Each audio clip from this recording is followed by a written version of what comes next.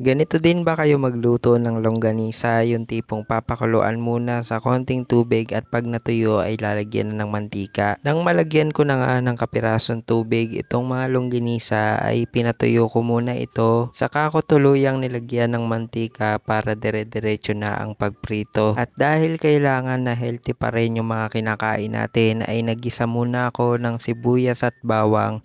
Tsaka ako sinunod agad ang kamatis at tuluyan na silang sabay-sabay na maluluto. Lahat nga ng lutuin na sinasahugan ko ng kamatis ay nilalamog ko muna talaga.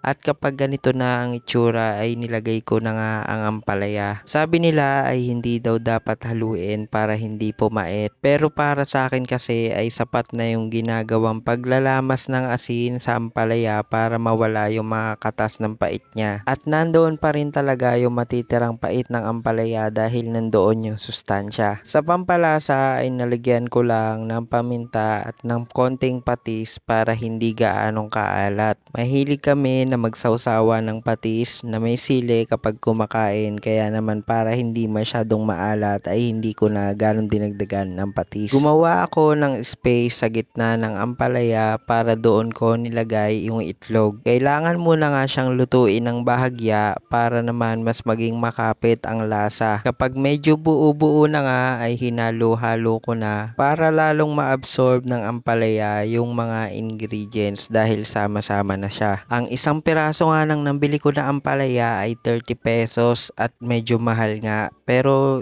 tinuloy ko pa din dahil healthy din naman at paminsan-minsan lang. Kailangan din kasi natin ng balanced diet at balanced meal para nang sa ganun ay hindi tayo manghina. Yung lalagyan na ginamit ko sa itlog ay naglagay ako ng konting tubig para masimot at dun ko rin nilagay at binuhos ko na sa may kawali. Tinakpan ko nga ng mga ilang minuto hanggang sa tuluyan ng maluto at ito na nga ay matapos na. Marami pa rin kasi sa atin ang hindi kumakain ng palaya pero ang hindi nila alam ay sobrang masustansya talaga nito. So ayun lang guys, thank you for watching.